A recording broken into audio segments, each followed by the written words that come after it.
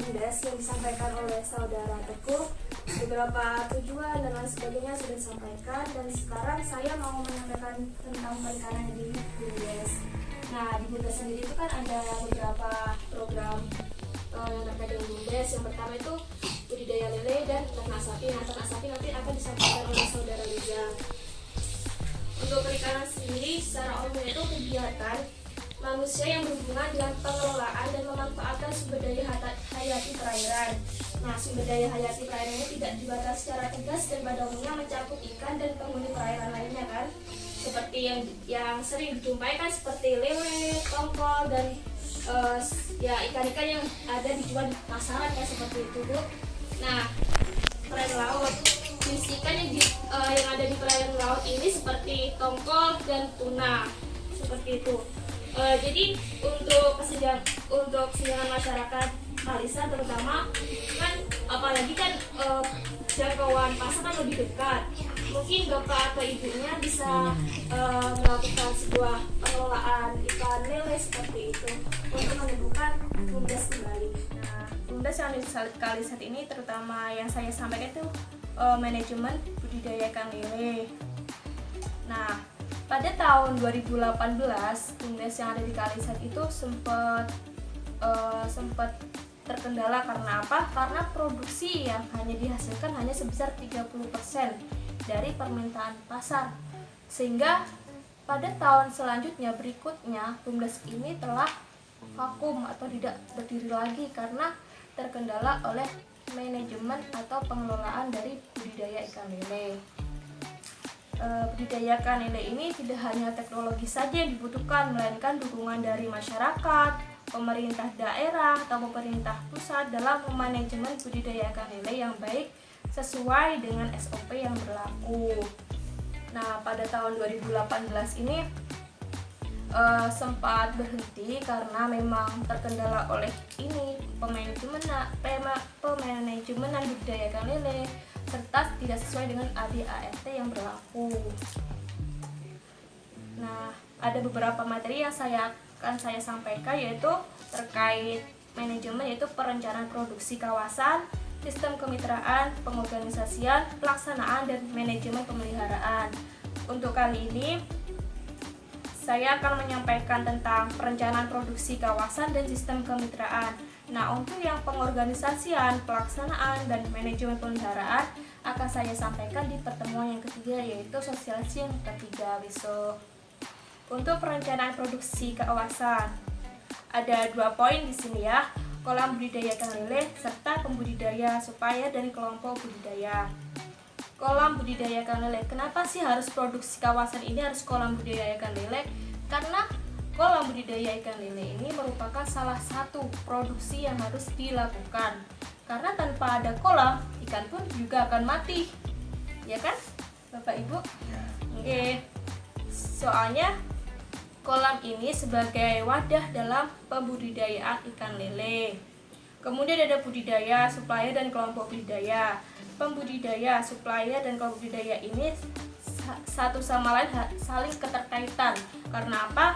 pembudidaya ini menyediakan kolam. Supplier menyediakan sarana dan prasarana yang dibutuhkan. Kelompok budidaya menyediakan informasi tentang pasar. Penyediaan kolam ini dikelola oleh pembudidaya ikan lele. Supplier ini menyediakan sebuah sarana dan prasarana yang dibutuhkan oleh pembudidaya, dan kelompok budidaya ini memberikan informasi tentang pasar. Karena apa? Karena setiap hasil panen yang dikelola oleh pembudidaya ini akan disalurkan ke kelompok budidaya, yaitu terkait dengan pemasaran nanti ya.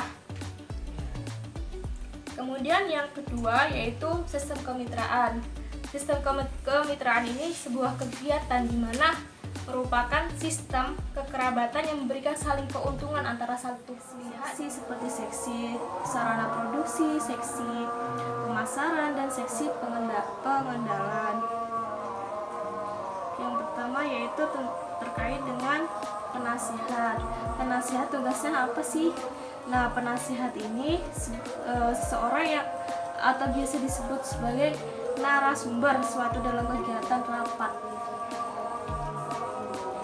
Kemudian ketua ini mengawasi jalannya sebuah pembudidayaan yang diselenggarakan. Terus kemudian ada bendahara. Bendahara itu bertugas sebagai memegang atau seseorang yang mengendalikan keluar masuknya keuangan atau pembukuan.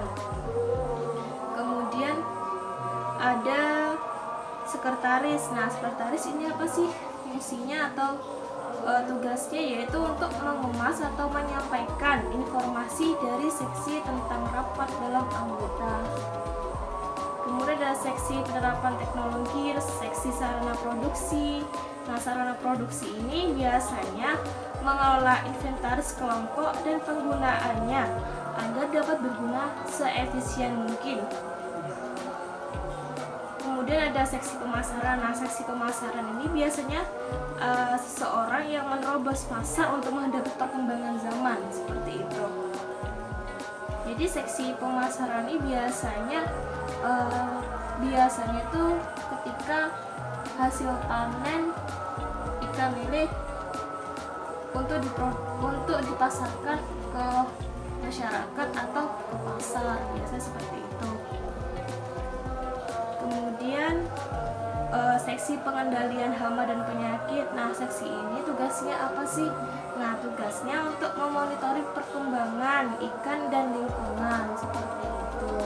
Mungkin biasanya untuk monitoringnya tentang air, terus pakan, seperti itu. Kemudian tahap pelaksanaan. Nah, tahap pelaksanaan ini biasanya tuh kayak pemberian pakan, dosis pemberian pakan, terus kemudian waktu pemberian pakan. Nah, dosis pemberian pakan biasanya 2% atau biomasa ikan dalam kolam. Biasanya dosis pakan ini bisa dilakukan dalam sehari, bisa dikasih dengan 2 kali. Seperti itu. Untuk pakannya sendiri bisa omnivora, bukan hanya karnivora doang. Jadi yang perlu diketahui dalam pengelolaan ikan, sebenarnya ikan lele itu tidak hanya karnivora pakannya, tetapi omnivora, bisa sayur, bisa